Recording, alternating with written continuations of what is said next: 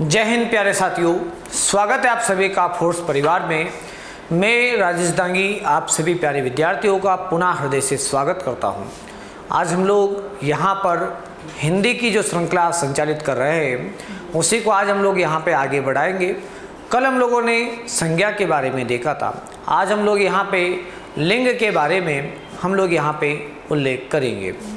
एक महत्वपूर्ण टॉपिक होता है जो मध्य प्रदेश एसआई में आप लोगों को एक प्रश्न जरूर पूछा जाता है, और यदि हम लोग एमपीपीएससी की तैयारी कर रहे हैं तो आपको लिंग के संदर्भ में कुछ ना कुछ विशेषताओं का क्वेश्चन जरूर बनता रहता है 3 नंबर के क्वेश्चंस के रूप में। तो आइए हम लोग शुरुआत करते हैं लिंग के बारे में। जैसे यदि हम लोग बात करते हैं लिंग के बारे में, तो लिंग क्या है? जो व्यक्ति, वस्तु, स्थान, इनकी जो जाति होती है, जाति का बोध कराए, ठीक है, उसको क्या कहते हैं? लिंग कहते हैं। और व्यक्ति, वस्तु और स्थान की जाति के संदर्भ में अगर हम लोग बात करते हैं तो जाति का बोध यहाँ पे या तो स्त्री जाति से होता है या फिर किससे होता है? पुरुष जाति से। यदि कोई शब्द क्या करता है? व्यक्ति, वस्तु या स्थान की जाति के संदर्भ में बताता है और वो जाति बताता है कि ये स्त्री जाति है, तो वह लिंग क्या होगा? वो होगा स्त्री लिंग। लेकिन अगर वह पुरुष जाति के बारे में बताता तो उसको कहते क्या? पुल्लिंग। तो हिंदी के अंतर्गत प्राय 2 लिंगों का जिक्र आपको मिलता है, स्त्रीलिंग का और एक किसका? पुल्लिंग का। लेकिन अन्य जो भाषा है उन भाषाओं में आपको एक लिंग और देखने को मिल जाता है जिसको हम लोग उभय लिंग के रूप में हम लोग जानते हैं या फिर नपुंसकलिंग के रूप में हम लोग जानते हैं। तो हम लोग अगला भेद देखते हैं। यहाँ पे जो 2 भेद हम लोग देख रहे हैं स्त्री जाति या पुरुष जाति के बारे में। तो सबसे पहले हम लोग शुरुआत करते हैं पुल्लिंग के बारे में। पुल्लिंग, आप पुल्लिंग जो शब्द होते हैं इन पुल्लिंग शब्दों को पहचानेंगे कैसे?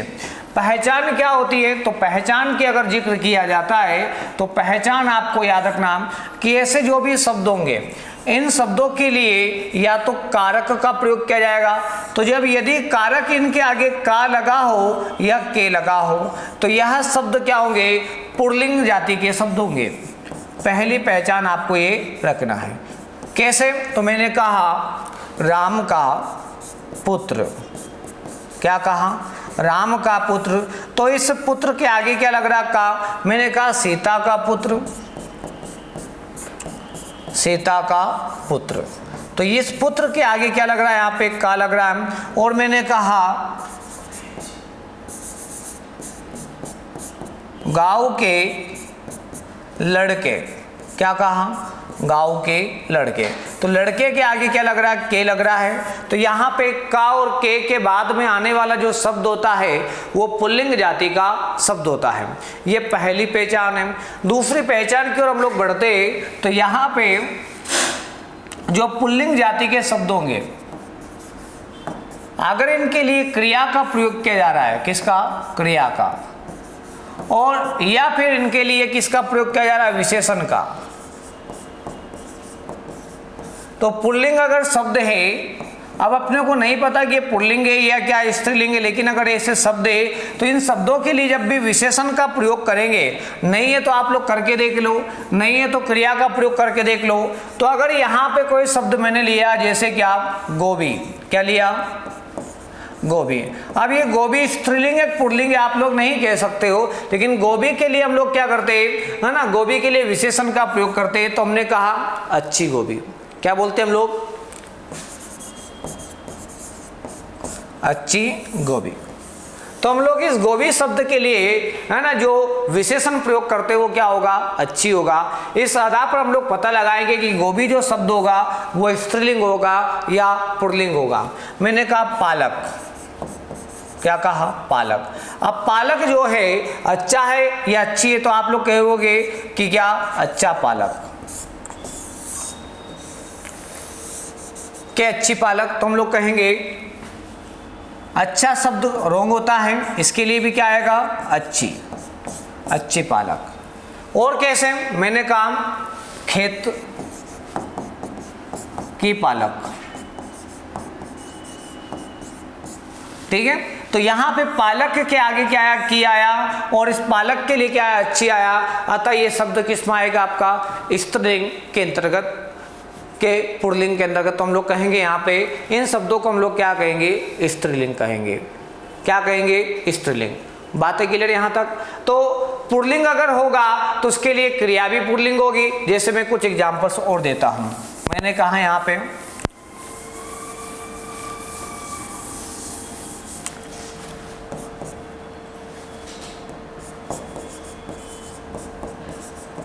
गला, क्या कहा, गला।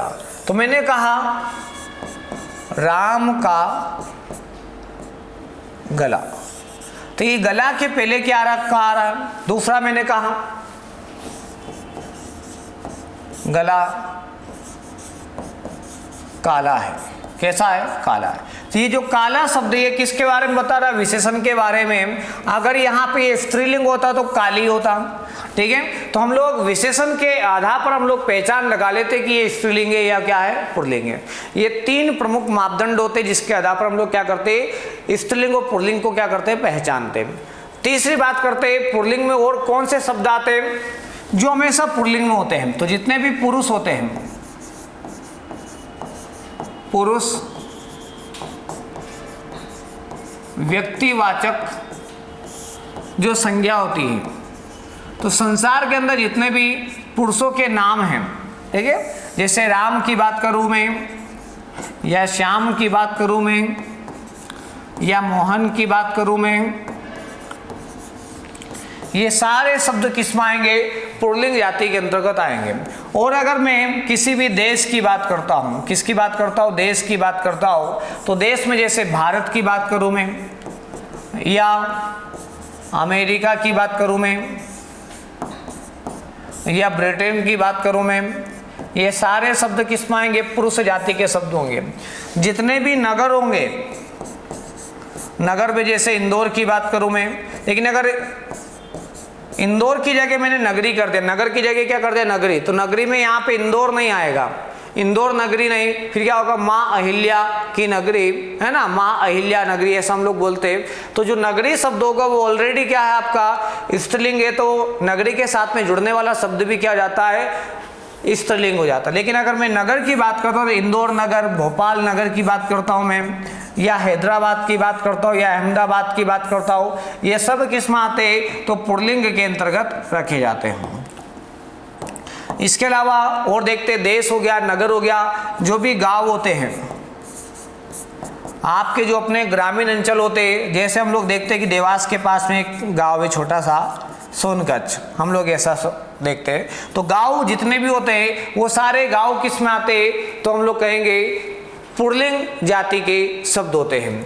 गांव के अलावा हम लोग देखते हैं शारीरिक अंगों की बात करते हैं, शारीरिक अंग। यदि शारीरिक अंग का जिक्र किया जाता है तो हमारे शरीर के बहुत सारे अंग होते हैं। जैसे अगर मैं बात करता हूं बाल, या फिर बात करता हूं अंगूठा, या फिर बात करता हूं हाथ, या बात करता हूं पैर, बाल, अंगूठा, हाथ, पैर, धड़, सीना, गला, गाल, कान, ठीक है। इनको हम लोग क्या कहते हैं, पुल्लिंग के अंतर्गत रखते हैं। तो इसके अलावा और भी शब्द देखते हैं। जैसे अगर मैं सागरों की बात करता हूँ, जितने भी सागर होते हैं, तो सागरों के जो नाम होते हैं, जैसे अरब सागर, प्रशांत महासागर,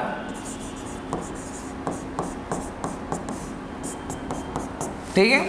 तो सागरों के नाम भी किस में आते हैं, पुल्लिंग के अंतर्गत रखे जाते हैं। सागरों के अलावा हम लोग देखते हैं जितने भी वार होते हैं, हिंदी के जितने भी वार है, जैसे क्या रविवार, सोमवार, मंगलवार, बुधवार, ये भी पुल्लिंग के अंतर्गत आते हैं। हिंदी के जितने भी महा होते हैं, हिंदी महा,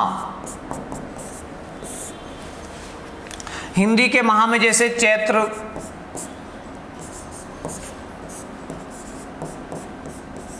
वैशाख, ऐसे जो 12 माह है, चैत, बैसाख, जेठ, आषाढ़, सावन, भादो, क्वार, कार्तिक, अगन, ये सब किस में आते तो हिंदी माह में आते। और इन शब्दों को हम लोग क्या कहते हैं, पुल्लिंग जाति के शब्द के रूप में हम लोग जानते हैं। तो जितने भी माह होंगे ये भी पुरुष जाति के अंतर्गत आते हैं। तो वार हो गए, सागरों के नाम हो गए, हिंदी माह हो गए। इसके अलावा बहुत सारे वृक्ष होते हैं, जैसे पीपल, नीम, आम,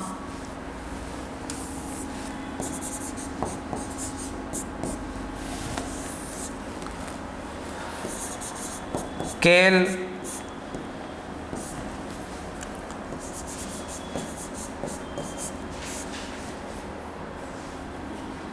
अनार, इनको हम लोग किस में रखते हैं, इनको भी हम लोग पुरुष जाति के अंतर्गत रखते हैं। इसके अलावा कुछ पशुओं या जंतुओं की बात की जाती है, तो जैसे यदि मैं बात करता हूँ चीता के बारे में बात करता हूँ, बाज के बारे में बात करता हूँ, मच्छर के बारे में बात करता हूँ, कोयल के बारे में बात करता हूँ, साथ में मगरमच्छ के बारे में बात करता हूँ।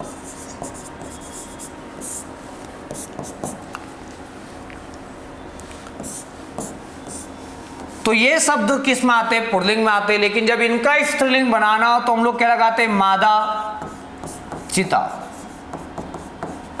मादा बाज, मादा मच्छर, मादा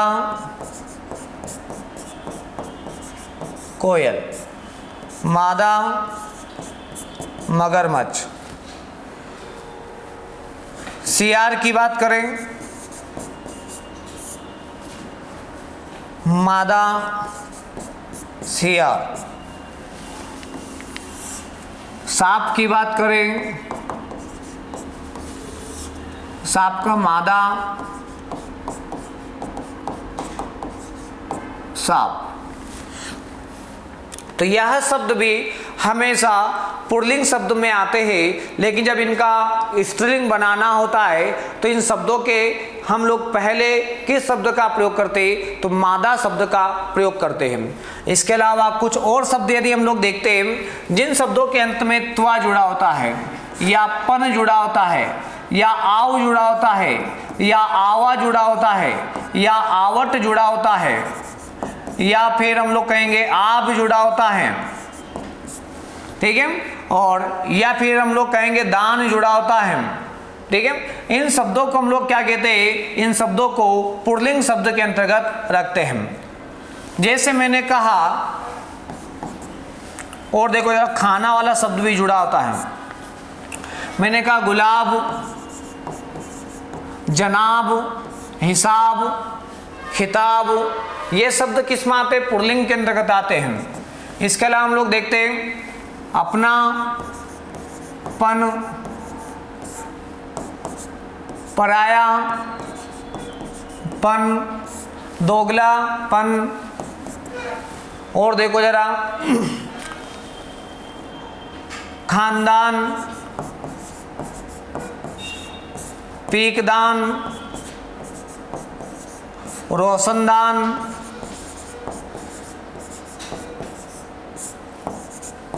ठीक है। ये किस में आते, तो हम लोग कहेंगे पुल्लिंग में। दवा खाना, पागल खाना, बूचड़ खाना, ये शब्द किस में आते, पुल्लिंग जाति के शब्द के अंतर्गत रखे जाते हैं। और देखो जरा भुलावा, छलावा, भुलावा, छलावा, पितृत्व, गुरुत्व, भावत्व, पुरुषत्व, इन शब्दों को हम लोग कहाँ रखते, ये भाववाचक संज्ञा होती, इनको भी हम लोग कहाँ रखते, तो इनको हम लोग पुल्लिंग शब्द के अंतर्गत रखते हैं। तो आशा आप लोगों को पुल्लिंग शब्द क्लियर हो गए होंगे। पुल्लिंग के बाद में हम लोग आगे की ओर बढ़ते हैं, तो एक शब्द आता है जिसको हम लोग कहते हैं स्त्रीलिंग शब्द। क्या कहते हैं? स्त्रीलिंग शब्द के रूप में हम लोग जानते हैं। और स्त्रीलिंग क्या करता है? स्त्री जाति के होने का, स्त्री जाति का बोध कराता है। और स्त्री जाति का जब बोध होगा तो आपको याद रखना, इसके लिए जो कारक होगा वो कारक होगा की। कौन सा होगा? इन शब्दों के पहले की कारक का प्रयोग किया जाता है। और स्त्री जाति के जो शब्द होते हैं, इन शब्दों के लिए अगर हम लोग बात करते हैं, इन शब्दों के लिए अगर हम लोग बात करते हैं, तो यहाँ पे जो विशेषण आता है, क्या आता है? विशेषण, वह भी महिला या स्त्री जाति का ही विशेषण होगा। और ये क्रिया जो आती है वो क्रिया भी महिला या स्त्री जाति की ही क्रिया होगी। इतनी बातें क्लियर हो गई होगी। अब हम लोग देखते हैं जैसे सीता। सीता क्या है? स्त्रीलिंग है, तो ये हमेशा क्या होती है? अच्छी होती। सीता कैसी महिला है? तो अच्छी है। सीता क्या करती? तो बाजार जाती है। सीता क्या करती? तो खाना खाती है। ऐसे शब्दों का हम लोग प्रयोग करते हैं। तो इनकी पहचान होती है क्रिया के आधार पर और इनके विशेषण के आधार पर। तो इनकी जो विशेषण होती है और इनकी जो क्रिया होती है, इसके आधार पर हम लोग इसके लिंग की क्या करते हैं? पहचान कर पाते हैं। तो आशा आप लोगों को ये पॉइंट भी क्लियर हो गया होगा। आगे हम लोग बढ़ते प्यारे बच्चों, कौन से शब्द हमेशा स्त्रीलिंग के अंतर्गत आते हैं? तो जितनी भी तीतिया होती है, क्या होती है? तीतिया। तो हिंदी के अंतर्गत तीतिया चलती, जैसे अक्षय तृतीया, अक्षय तृतीया, ठीक है। साथ में हम लोग देखते हैं क्या? ऋषि पंचमी। ऐसे शब्दों का अक्सर हम लोग क्या करते? प्रयोग करते। तो इनको हम लोग कहाँ रखते? इन तीतियों को स्त्री जाति के अंतर्गत रखते हैं। इसके अलावा हम लोग देखते हैं पर्वत चोटियाँ, जितने भी पर्वत की जो चोटियाँ होती है, पर्वत चोटियों को हम लोग कहाँ रखते? स्त्री जाति के अंतर्गत। जैसे माउंट एवरेस्ट,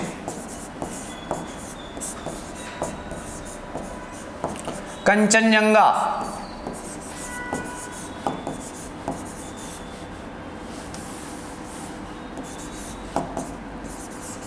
ठीक है। माउंट एवरेस्ट एंड क्या? कंचनजंगा, केटू गार्डविन, ये सब किस आती? पर्वत चोटियों में। और इनको स्त्रीलिंग के अंतर्गत हम लोग रखते हैं। जितनी भी नदियां हैं, नदियों की बात करें, चाहे गंगा की बात करें, चाहे ब्रह्मपुत्र की बात करें, चाहे सोन की बात करें, चाहे नर्मदा की बात करें, ये सब किस में आती? अगर इनका नाम है तो ये सब किस में आते? स्त्रीलिंग के अंतर्गत रखे जाते हैं। तो पर्वत चोटियाँ और साथ में क्या? नदियाँ। नदियों के अलावा हम लोग देखते बहुत सारे वृक्ष ऐसे होते हैं जो स्त्री जाति के अंतर्गत आते, जैसे तुलसी।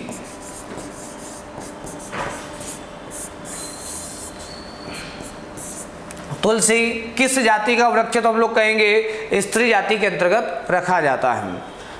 साथ में बहुत सारे शारीरिक अंग की बात करते हैं। शारीरिक अंग, यदि शारीरिक अंगों का जिक्र किया जाता है तो हम लोग देखते हैं मनुष्य की राम की नाक, राम की आँख, राम की क्या? मूंछ, ओके। या फिर बंदर की क्या? पूंछ। साथ में क्या? अंगुली, गर्दन, हथेली, कोहनी, ये शब्द किस में आते हैं? ये सारे के सारे किस में आते? स्त्री जाति के क्या होते हैं? शब्द होते हैं। इसके अलावा कुछ और शब्दों का हम लोग जिक्र करते हैं, जैसे जो हमेशा स्त्री जाति के अंतर्गत आता है, जैसे मक्खी। इसको अगर पुल्लिंग बनाना तो इसके आगे क्या लगाना पड़ेगा? नर, मक्खी लगाना पड़ेगा। चिड़िया, अगर पुल्लिंग बनाना तो क्या लगाना पड़ेगा? नर, चिड़िया। छिपकली, इसके लिए आगे लगाना पड़ेगा नर पुरुष जाति का बनाने के लिए। गिलहरी,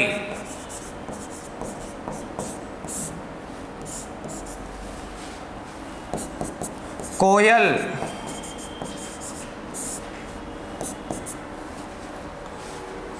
ठीक है। तो ये शब्द किस में आते, ये शब्द हमेशा स्त्रीलिंग के अंतर्गत आते, और जब इनका पुल्लिंग बनाना होता तो इन शब्दों के आगे क्या लगा देते, नर लगा देते, और इन शब्दों का बन जाता क्या, पुल्लिंग। क्लियर है यहां तक। इसके अलावा कुछ और बातें हम लोग देख लेते हैं। हाथी, हाथिन, शेर, शेरनी, गधा, गधी, ऐसे शब्दों का भी अक्सर हम लोग क्या करते हैं, प्रयोग करते हैं। वो सीधे सीधे आपको उसकी जाति का क्या करवा देता है, बोध करा देता है। यदि मैंने कहा शेर, तो शेर किस में आ जाएगा, तो हम कहेंगे ये पुल्लिंग में। शेरनी की बात करेंगे तो शेरनी किस में जाएगा, स्त्रीलिंग में जाएगा। हाथी, हाथिन, ऐसे शब्दों का भी हम लोग क्या करते हैं, प्रयोग करते हैं। तो ऐसे हम लोग उसकी जाति को हम लोग आसानी से पहचान सकते हैं। इसके अलावा आपको देखते हैं, शरीर अंगों के अलावा, तीतियों के अलावा, नदियों के अलावा, पर्वत चोटियों के अलावा, और साथ में जितनी भी व्यक्तिवाचक संज्ञा होती हैं, व्यक्तिवाचक जिसमें महिला जाति का प्रयोग होता है, वो सारे स्त्रीलिंग के अंतर्गत आते हैं। चाहे मैं सीता की बात करूं या गीता की बात करूं, ओके, ये शब्द हमेशा स्त्रीलिंग के शब्द होंगे। इसके अलावा और कौन से शब्द की बात की जाए, तो जितने भी पद होते हैं, क्या होते हैं, पद। पद इनका जब प्रयोग किया जाता है, उस प्रयोग के आधार पर इनका लिंग निर्धारित होता है। यदि मैं कहता हूं भारत के राष्ट्रपति श्री रामनाथ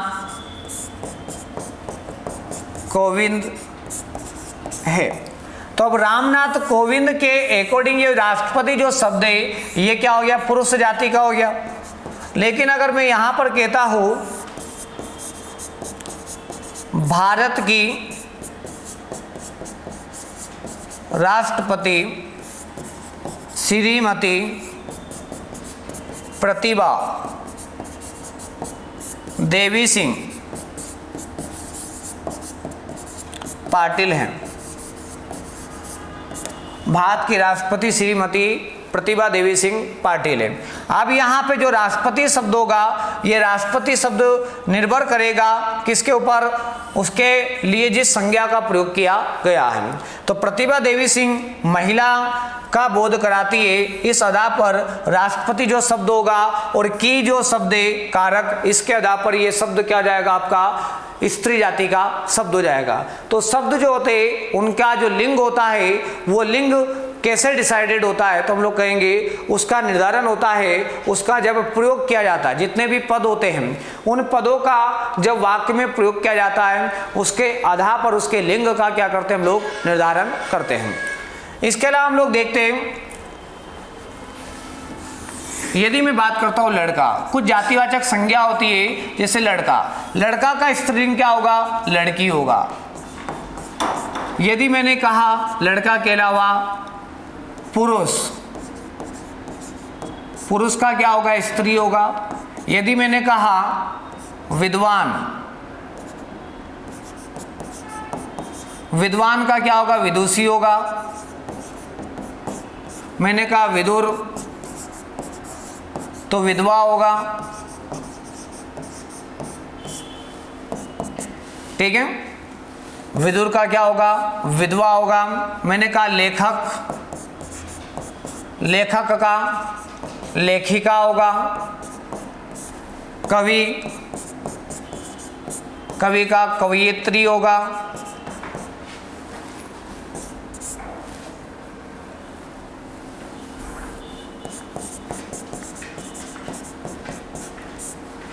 ठीक है। साथ में अध्यापक, अध्यापक का अध्यापिका होगा, ठीक है। पंडित का पंडिताइन होगा। ठाकुर का ठकुराइन होगा। गुरु का गुरुवाइन होगा, ठीक है ना। बनिया का बनियाइन होगा। तो इस प्रकार से हम लोग क्या कर सकते हैं, स्त्रीलिंग और पुल्लिंग का निर्माण कर सकते प्रत्यय लगा करके। तो इस प्रकार के क्वेश्चन अक्सर से आप लोगों को पूछे जाते हैं, तो मुझे पूरा यकीन है कि आप लोगों को यहाँ पे स्त्रीलिंग और पुल्लिंग के संदर्भ में जो सामान्य जानकारियाँ है वो आपको अर्जित हुई होगी। तो बाकी हम लोग देखेंगे कल। तो आज के लिए इतना ही। जय हिंद, जय भारत, धन्यवाद।